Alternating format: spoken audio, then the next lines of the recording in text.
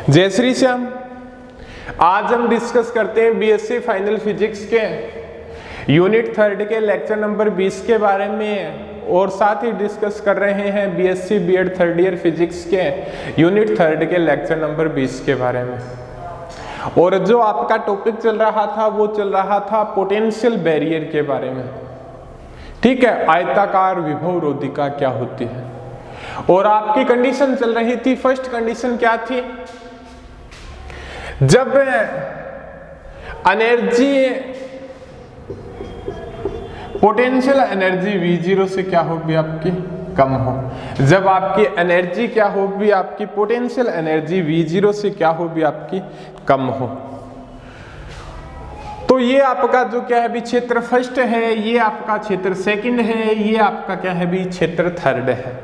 तो यहां से क्या है भी क्षेत्र फर्स्ट क्षेत्र सेकंड के या भी कोई कणपुंज क्या है भी इसके अंदर गति कर रहा है, तो उसके ऊपर किस प्रकार का जो इफेक्ट पड़ेगा, किस प्रकार का वो परावर्तित होगा या जो कण पारगमित होगा, उसके बारे में डिस्कस करते हैं श्रोडिंगर इक्वेशन के द्वारा। ठीक है, तो आपकी टाइम इंडिपेंडेंट श्रोडिंगर इक्वेशन के द्वारा क्या है भी उसका ज्ञात करेंगे। तो फर्स्ट बात करते हैं भी अपने क्षेत्र फर्स्ट की, क्षेत्र फर्स्ट की बात करते हैं। क्षेत्र फर्स्ट ये है, क्षेत्र फर्स्ट के अंदर आपकी जो पोटेंशियल एनर्जी है वो क्या है भी आपकी 0 है। क्षेत्र फर्स्ट के अंदर जो आपकी पोटेंशियल एनर्जी दी गई है वो क्या है भी आपकी 0 है। और यहां पे जो फंक्शन मानो वो क्या है भी आपका sin1x है। एक बात आप ध्यान रखिएगा, जब भी क्षेत्र के अंदर पोटेंशियल एनर्जी 0 है तो यहाँ पे जो कण गति करेगा वो फ्री रूप से गति करेगा, क्योंकि यहाँ पे पोटेंशियल एनर्जी के कारण क्या भी उसके ऊपर किसी भी प्रकार का इफेक्ट पैदा नहीं होगा। ठीक है, यहाँ पे कुछ भी पोटेंशियल एनर्जी का मान क्या है भी 0 है, जिसके कारण क्या है भी कण फ्रीली मूव करेगा, उसके ऊपर क्या है भी किसी भी प्रकार का क्या है भी इफेक्ट नहीं पड़ेगा। क्षेत्र फर्स्ट के अंदर पोटेंशियल एनर्जी 0 है, फंक्शन क्या है भी आपका sin1x फंक्शन दिया गया है। क्लियर है आपका यहां तक। तो यहां पर आप देखिएगा time independent Schrodinger equation, time independent Schrodinger equation वो क्या होती है अभी आपकी, curly square sine x curly x square plus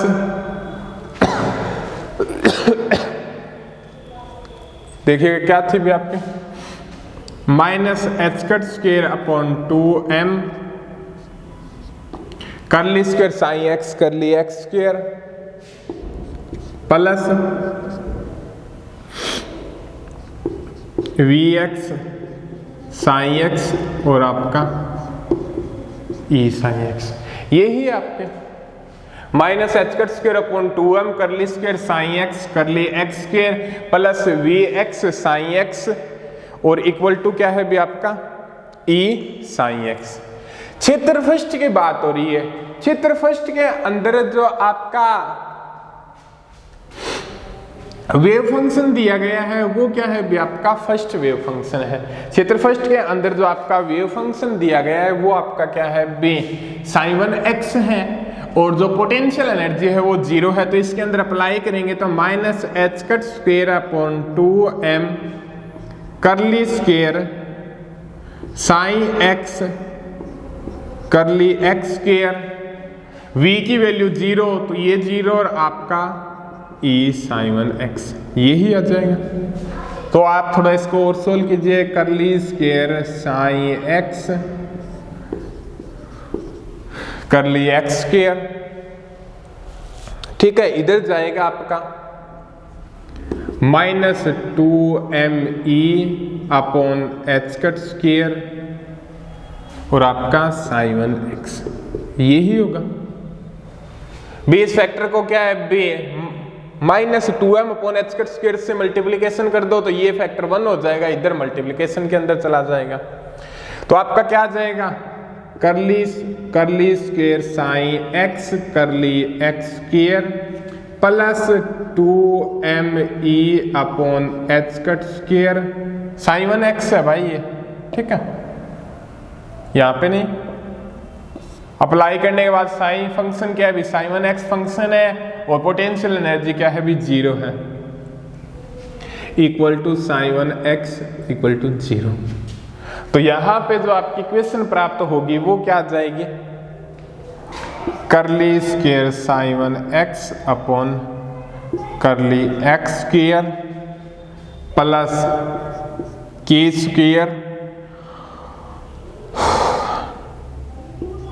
और साइन 1x इक्वल टू 0। यही प्राप्त होगी, करली square sign 1x upon curly x² plus k² sign 1x equal to 0। और यहां पे जो k² है वो क्या है भी आपका तरंग संचरण नियतांक है, जिसकी वैल्यू क्या है भी 2m/h² है। यहां पे k क्या है भी आपका तरंग संचरण नियतांक है, जिसकी वैल्यू क्या है भी 2m। k की लिखो तो k की लिख दो और यहाँ पे k² की लिखो तो ये हो जाएगी भी आपकी k की वैल्यू हो जाएगी √2mb/h²। और k² लिखो तो आपकी क्या हो जाएगी 2me/h²। ये हो जाएगी k² फैक्टर की वैल्यू, ठीक है। बाय मिस्टेक क्या है भी कभी कभार लिखा जाता है। अब इसका जो सॉल्यूशन प्राप्त होगा वो क्या हो जाएगा, इसका जो सॉल्यूशन प्राप्त होगा वो क्या हो जाएगा भी आपका साइन 1x e की power jkx plus b e की पावर -jkx। जे यहाँ पे क्या है भी आयोटा की तरह बिहेवियर करता है, इमेजिनरी पार्ट है, ठीक है। साइन 1x इसका सॉल्यूशन क्या हो जाए, साइन 1x a e की power jkx plus b e की पावर -jkx। किस कंडीशन के अंदर है ये आपकी क्षेत्र फर्स्ट के अंदर प्राप्त होती है, जहां पे x की वैल्यू क्या है 0 से लेस देन है, जहां पर क्या है भी x की वैल्यू क्या है 0 से क्या दी गई है भी आपकी कम दी गई है, ठीक है। ये चीज प्राप्त होती है आपके, क्लियर आपके यहां तक। अब क्या है भी थोड़ा और डिस्कस करते हैं भी अपने। अब थोड़ा देखिएगा, जो ये आपका जो पार्ट है और ये जो आपका पार्ट है, ये तो आपतित तरंग को शो करता है और ये आपका क्या है भी परावर्तित तरंग को शो करता है। ये क्या है भी आपका आपतित तरंग को शो करता है और ये दूसरा क्या है भी आपका परावर्तित तरंग को शो करता है। कहने का मतलब है ये आपका जो विभव क्षेत्र दिया गया है इसके अंदर, यही आपका क्षेत्र फर्स्ट, यही रीजन है आपका क्षेत्र फर्स्ट। तो इसके अंदर क्या भी कोई कण आपतित होता है, आपतित होने के साथ क्या भी इस विभव दीवार से क्या है भी वो परावर्तित भी हो सकता है। आपतित होने के पास क्या है इस विभव दीवार से क्या है भी वो परावर्तित भी हो सकता है। तो क्षेत्र फर्स्ट के अंदर ये दोनों कंडीशन क्या है भी पॉसिबल है, क्योंकि क्षेत्र फर्स्ट के अंदर क्या है भी आपकी आपतित तरंग भी हो सकती है और परावर्तित तरंग भी हो सकती है। और ये कंडीशन है आपके, तो इस कंडीशन के अंदर तो क्लासिकली बात करती है भी होगी, तो क्वांटम मैकेनिक्स तो क्या है भी होगी ही, ठीक है।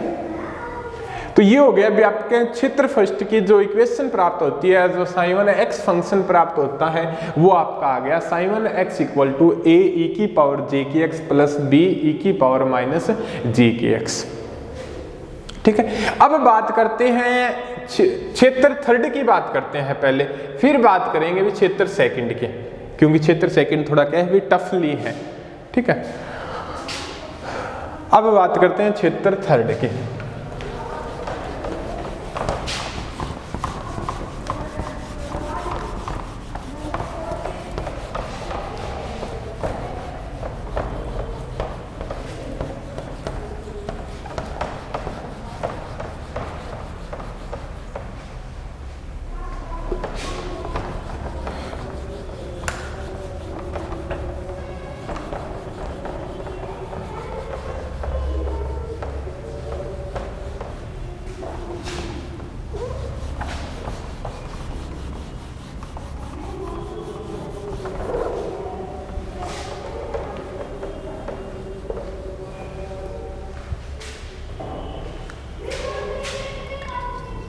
क्षेत्र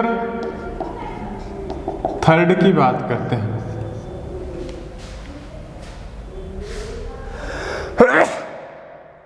क्षेत्र थर्ड के अंदर आपकी जो पोटेंशियल एनर्जी का मान क्या है, वो क्या है भी आपका 0 है।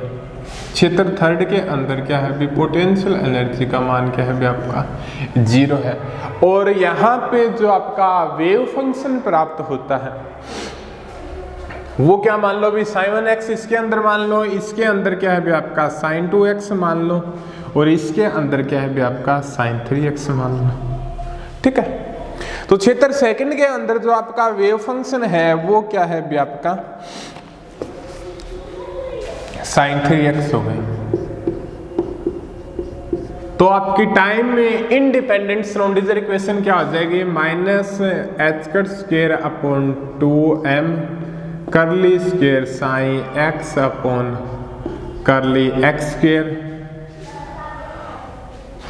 Plus vx sine x equal to e sine x, यही हो जाएगा -h² अपॉन 2m। ठीक है, time independent Schrodinger equation. Condition apply कर दो क्षेत्र थर्ड की, क्या प्राप्त होगा -h² upon 2m curly square sine x है आपका, तो यहाँ पे sin3x करली x² प्लस vx आपका 0 है, तो ये टर्म 0 हो जाएगी आपका e और आपका sin3x, यही अप्लाई हो जाएगा, यही आएगा। देखिएगा उपरोक्त इक्वेशन को -2m अपॉन h² से मल्टीप्लीकेशन करने पर तो ये क्या आ जाएगा आपका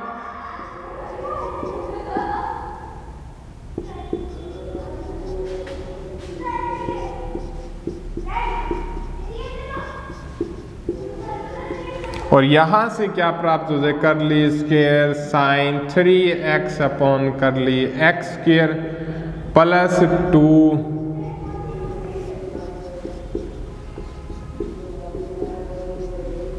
ठीक है, ये आ जाएगा आपका। और यहां से आप इसको क्या मान लोगे k², तो करली square sin3x upon curly x² plus k² sin3x equal to 0, ये प्राप्त हो गया। ये क्या हो गया भी आपके सामने प्राप्त हो गए। ठीक है, अब थोड़ी सी बात यहां पर भी सोचने वाली बात ये है भी यहां से जो फलन प्राप्त होगा भी यहाँ पे जो k² है वो क्या है भी आपका 2me अपॉन h²। k² क्या है भी आपका 2me अपॉन h² है।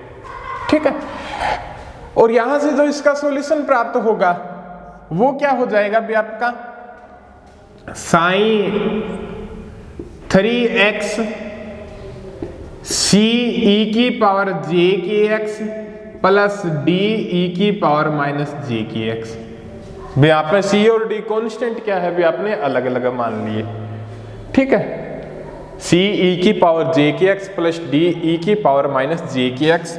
ठीक है, जे यहाँ पे आयोटा की तरह बिहेवियर करता है भी, जे इमेजिनरी पार्ट को क्या करता है भी आपका शो करता है।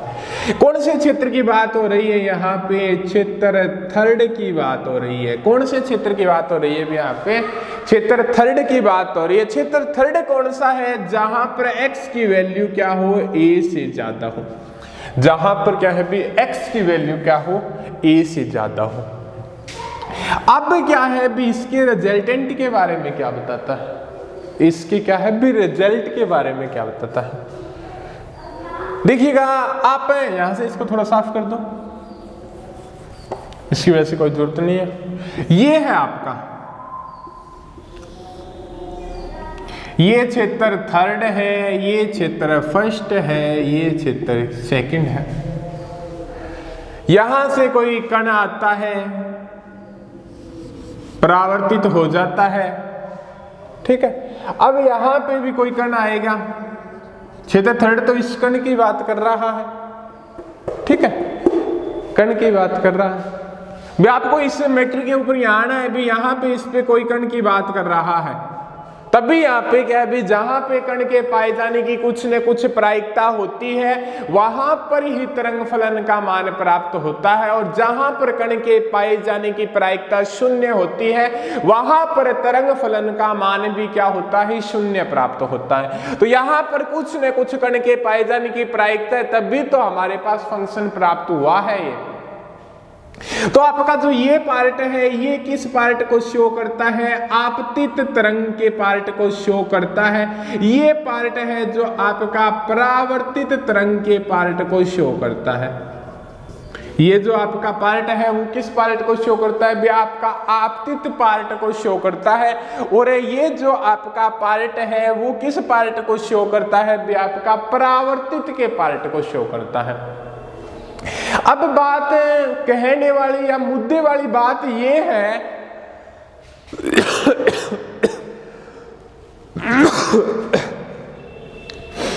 भी बात ये है जो ये आपका जो परावर्तित दिया गया है तरंग, बट यहाँ पे आपतित का ही ऑप्शन है, परावर्तित होने का कोई ऑप्शन नहीं है, क्योंकि यहाँ पे आगे कोई ऐसी विभव दीवार है या जो विभव नहीं है जो क्या है इस कण को परावर्तित कर सके।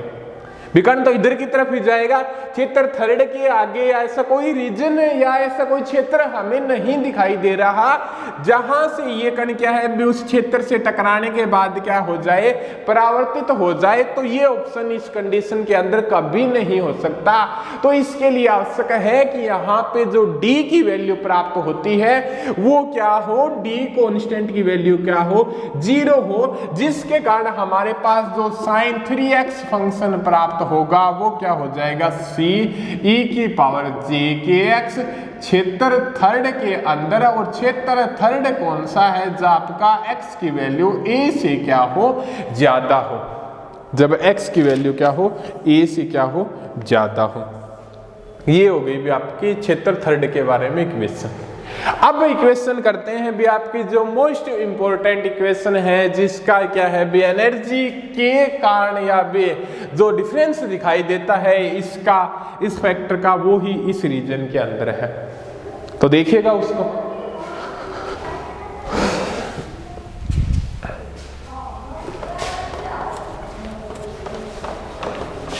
क्षेत्र सेकंड के बारे में बात करते हैं।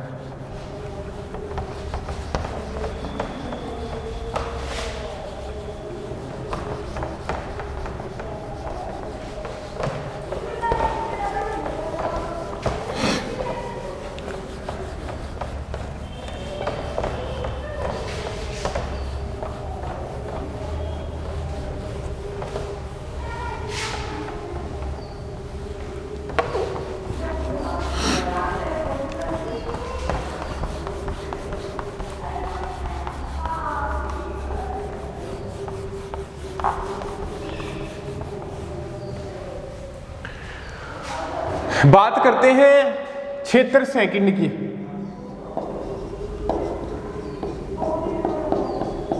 क्षेत्र सेकंड के अंदर पोटेंशियल एनर्जी का मान क्या है आपका, V0 है। क्षेत्र सेकंड के अंदर जो आपकी पोटेंशियल एनर्जी का मान दिया गया है वो क्या है भी आपका V0 है। फंक्शन क्या है भी आपका sin 2x फंक्शन है। फंक्शन क्या है भी आपका sin 2x फंक्शन है। यहां से आपकी जो इक्वेशन प्राप्त होगी बे टाइम इंडिपेंडेंट श्रोडिंगर इक्वेशन क्या हो सकती है, -h²/2m करली स्क्वेयर साइन x करली x² plus vx sine x और आपका e साइन x -h²/2m करली square sine x upon curly x² plus vx sine x equal to आपका e साइन x। ये है। और क्षेत्र सेकंड के अंदर आपकी जो पोटेंशियल एनर्जी है वो V0 है, फंक्शन है वो आपका क्या है भी sin 2x फंक्शन है। कौन सा फंक्शन है भी आपका sin 2x फंक्शन है। तो देखिएगा क्या रिजल्ट प्राप्त होगा इसके अंदर, minus H cut square upon 2m curly square sin 2x upon curly x square plus V0 sin 2x और आपका E sin 2x, यही चीज प्राप्त होगी, यही चीज प्राप्त होती है भी आपको। मल्टीप्लीकेशन कर दो आप इसका ही -2m upon H cut square से पूरी इक्वेशन को, curly square sin 2x upon curly x square minus 2m upon H cut square V0 sin 2x equal to आपका minus 2m e upon H cut square sin 2x, यही चीज प्राप्त होती है आपके मल्टीप्लिकेशन करने के बाद। तो देखिएगा यहां से ले आओ करली square sin 2x upon curly x square, इधर आएगा प्लस हो जाएगा ये टर्म, यहां पे अपने लिख सकते हैं 2m upon H cut square e minus V0 sin 2x equal to 0। ठीक है, 2m upon H cut square e minus V0 sin 2x equal to 0। तो यहां पे क्या आ जाएगा, curly square sin 2x equal to curly x square, जो पीछे वाला आपने जो पोटेंशियल स्टेप आपने डिस्कस किया था उसके अंदर इसको पूर्ण रूप से डिफाइंड हमने नहीं किया था। ठीक है, उसे अब बता देते हैं, प्लस k1 स्क्वायर मान लो, आपका k तो मान ही लिया है, k1 square sin 2x equal to 0 और यहां पे k1 स्क्वायर क्या हो जाएगा रूट, सॉरी नहीं, k1 क्या हो जाएगा आपका root 2m upon H cut square e minus V0, k1 क्या हो जाएगा equal to root 2m upon H cut square e minus V0, ये ही टर्म हो जाएगी आपके। ठीक है, अब बात ये आती है, अभी समझ में एक बात है ये आती है, वहां पे जो विभव CD के अंदर अल्फा से डिनोट किया था हमने, कसर वहां पे अल्फा से कर दी, यहाँ पे ये कर दिया, रीजन क्या है वो देखिएगा। यहाँ पे k1 क्या कहलाता है, तरंग संचरण नियंतांक कहलाता है। k1 क्या कहलाता है भी आपका तरंग संचरण नियंतांक कहलाता है। तरंग संचरण नियंतांक क्या होता है आपका 2 पाई अपॉन लैम्डा होता है, 2 पाई अपॉन क्या होता है लैम्डा होता है। तरंग संचरण नियंत्रण क्या होता है 2 पाई अपॉन लैम्डा होता है। 2 क्या है रियल है, पाई क्या है रियल है, लैम्डा क्या है रियल है, तो ये पार्ट क्या होगा आपका तरंग संचरण नियंत्रण हमेशा रियल पार्ट होगा। तरंग संचरण नियंत्रण हमेशा क्या होगा भी आपका रियल पार्ट होगा। यहां से क्या बात बताता है, इस टर्म को देखें, अपने इस टर्म को देखें,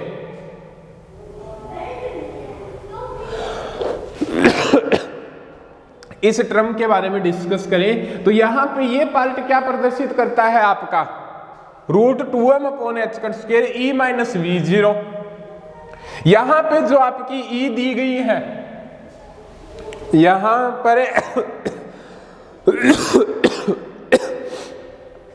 एनर्जी जो दी गई है वो एनर्जी क्या है लेस देन है V0 से, वो एनर्जी E क्या है लेस देन है V0 से। तो यहां पे कुछ नेगेटिव टर्म प्राप्त होगी, नेगेटिव निशान प्राप्त होगा भी। यहां पे E माइनस V0 से घटाएंगे तो यहां पे V0 ज्यादा है E से, तो यहां पे नेगेटिव टर्म प्राप्त होगी।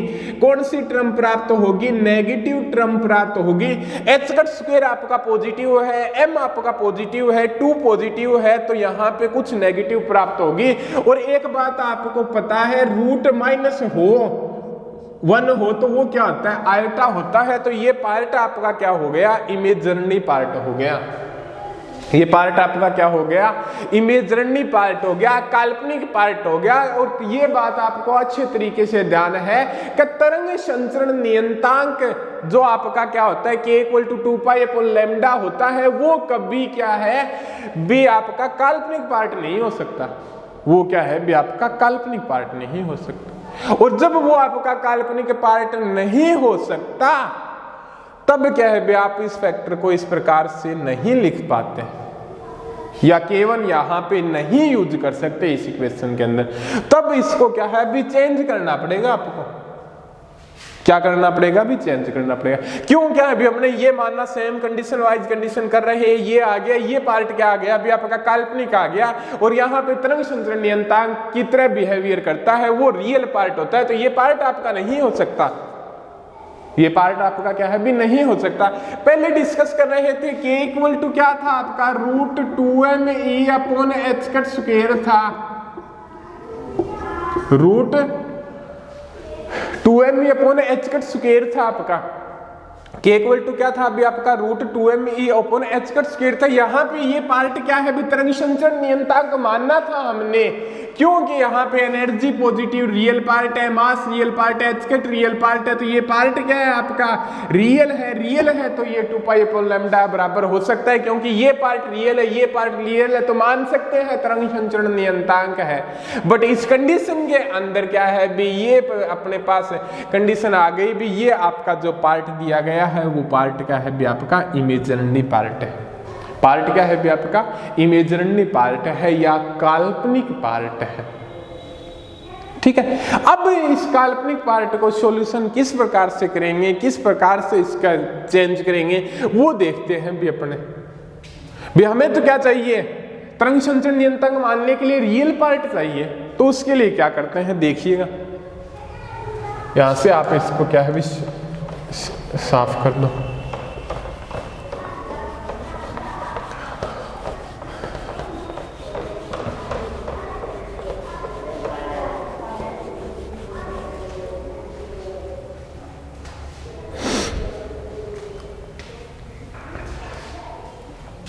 यही टर्म थी ना आपका, आप इस टर्म को इस प्रकार से लिख दो, करली square sin 2x upon curly x², करली square sin 2x upon curly x² plus यहां से माइनस कॉमन ले लो, माइनस कॉमन ले लो तो ये क्या आ जाएगा आपका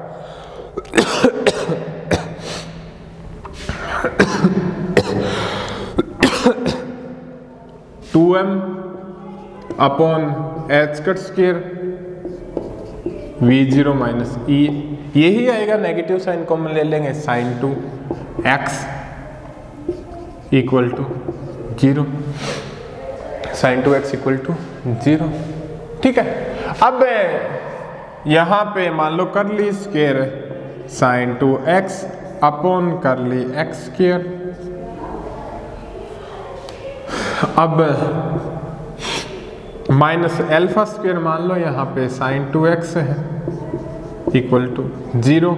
और α² की वैल्यू क्या है भी आपके, या जो अल्फा की वैल्यू मान लो आप, वो क्या प्राप्त होगी आपकी α =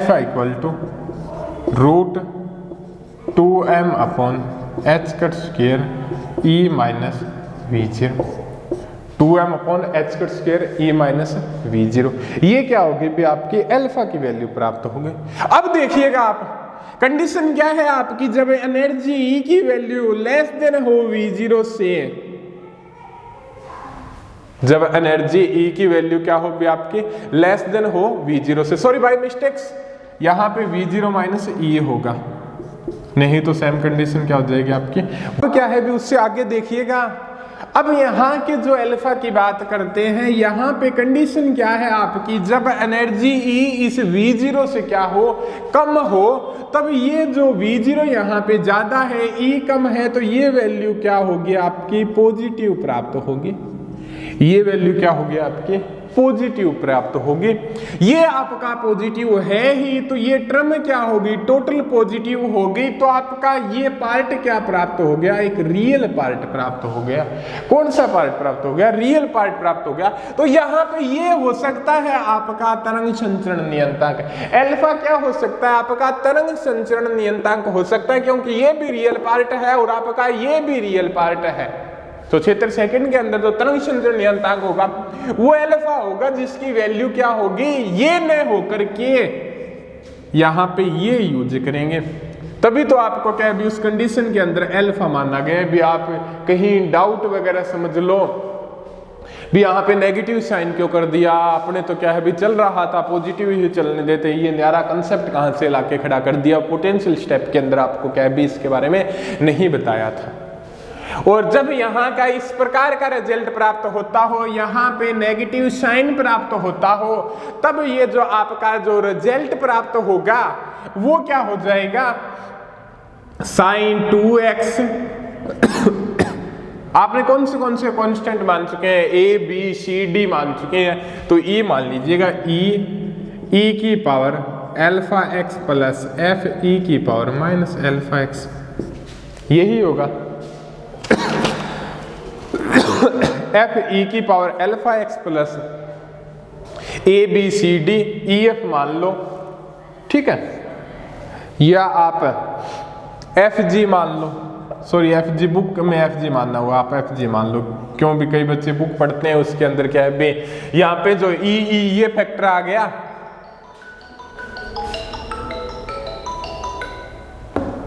भी यहाँ पे जो एनर्जी वाला फैक्टर आ गया भी, इसके कारण क्या है भी आपको किसी भी प्रकार का क्या है भी डाउट ना क्रिएट हो, क्योंकि कई बार एनर्जी दी गई है तो यहाँ पे ई कांस्टेंट ये मान लिया, जिसके कारण क्या है भी आपको क्या है भी डाउट क्रिएट ना हो। तो देखिएगा यहाँ पे क्या मान लेते हैं भी, एक कांस्टेंट एफ मान लेते हैं और एक कांस्टेंट क्या मान लेते हैं भी आपका जी मान लेते हैं, ठीक है। एफ ई की पावर अल्फा एक्स प्लस जी ई की पावर माइनस अल्फा एक्स, ठीक है। अब देखिएगा यहाँ पे नेगेटिव साइन होगा तो इस प्रकार का हेल्प प्राप्त होगा। अब क्या है भी इन दोनों के मध्य रिलेशन क्या होता है, अल्फा और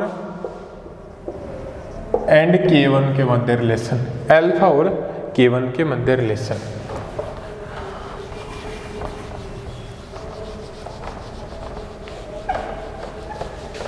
ये तो हो ही गया।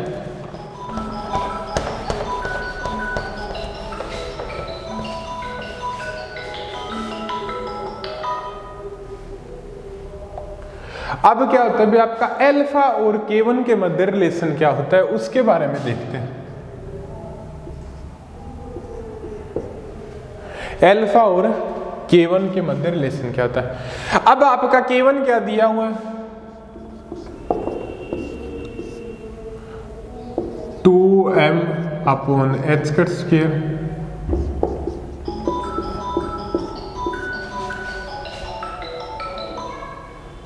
K1 क्या होता है, इक्वल टू आपका रूट 2m अपॉन h का स्क्वायर e माइनस v0 होता है, ठीक है। अब देखिएगा यहां से आप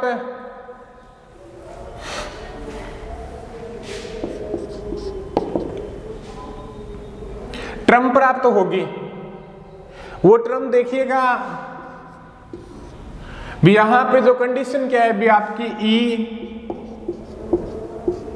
लेस देन है V0 से, भी पार्टिकल की एनर्जी, आपकी जो पोटेंशियल एनर्जी V0 से क्या है भी लेस देन है, तो उस कंडीशन के अंदर ये नेगेटिव टर्म प्राप्त होगी। तो अपने लिख सकते हैं 2m अपॉन h का स्क्वायर और यहाँ पे माइनस V0 माइनस E। पता है आपको इस कंडीशन के अंदर क्या है भी आपकी ये नेगेटिव टर्म प्राप्त होगी। तो इस नेगेटिव टर्म को क्या है भी किस प्रकार से लिख सकते हैं, 2m अपॉन h का square V0 minus E, 2m अपॉन h का square V0 minus E minus root minus 1, इस प्रकार से भी लिख सकते हैं। भी आपकी ये टर्म हो गई, ये टर्म हो गई, आपने क्या है भी इस टर्म को क्या है भी इस प्रकार से लिख दिया। अब यहाँ पे जो माइनस 1 है वो क्या है भी आपका आयोटा है, K1 इक्वल टू क्या है भी आपका 2m अपॉन h का स्क्वायर V0 माइनस ई, रूट माइनस 1 क्या होता है आपका? आयोटा होता है। रूट माइनस 1 क्या होता है भी आपका? आयोटा होता है। ठीक है। अब देखिएगा,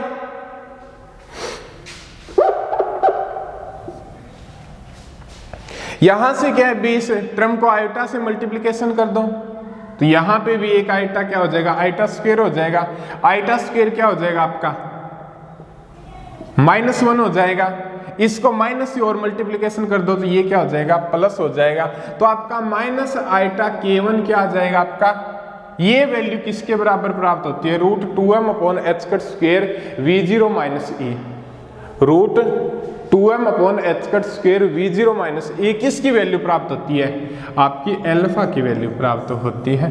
तो ये अल्फा हो गया। और आपने वहां पे क्या रिलेशन लिखा था? रिलेशन ये लिखा था भी आपने sin 2x क्या माना था आपने? f e की पावर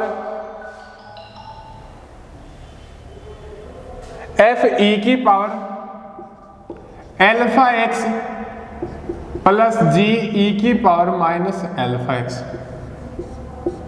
sin 2x क्या प्राप्त होता है? इक्वल टू f e की पावर अल्फा एक्स प्लस जी ई की पावर माइनस अल्फा एक्स। ये क्या है भी आपका? प्राप्त होता है। यहां से अल्फा की वैल्यू प्राप्त करेंगे तो यही आपकी क्या है भी? आयोटा वाली टर्म प्राप्त हो गई। ठीक है। वैसे आप आयोटा मांगो या जे मांगो, बाय मिस्टेक क्या भी अपने आयोटा का ज्यादा यूज करते हैं तो आयोटा क्या है भी ज्यादा लिखा जाता है। वैसे यार 7-8 कोल आ गई तो बाय मिस्टेक्स क्या भी ध्यान इधर चला गया। ठीक है। तो यहाँ पे आयोटा लिखो या जे लिखो, दोनों ही एक बात है। तो इस प्रकार का रिलेशन क्या है भी अपने यूज कर सकते हैं। तो आपकी क्या है भी क्षेत्र फर्स्ट, क्षेत्र सेकंड और क्षेत्र थर्ड के अंदर 3 आपके sin 1x, sin 2x और sin 3x क्या है भी फंक्शन प्राप्त हुए। भी 3 आपके फंक्शन प्राप्त हुए भी sin 1x, sin 2x और sin 3x क्या है भी फंक्शन प्राप्त हुए। यहाँ पे कांस्टेंट प्राप्त हुए भी a b c d आपका 0 हो गया। और आपके f और g इनकी वैल्यू को फाइंड करेंगे। फिर अपने क्या है भी यहाँ पे परावर्तित होता है या पारगमित होता है, उनके जो प्रायिकता गुणांक फाइंड करेंगे, पारगमन गुणांक और परावर्तन गुणांक फाइंड करेंगे। फिर बताएंगे भी किस प्रकार से परावर्तित होगा, किस प्रकार से पारगमन होगा, क्लासिकल मैकेनिक्स क्या कहती है, क्वांटम मैकेनिक्स के रिजल्ट क्या कहते हैं, उनके बारे में डिस्कस करते हैं अगले लेक्चर के अंदर।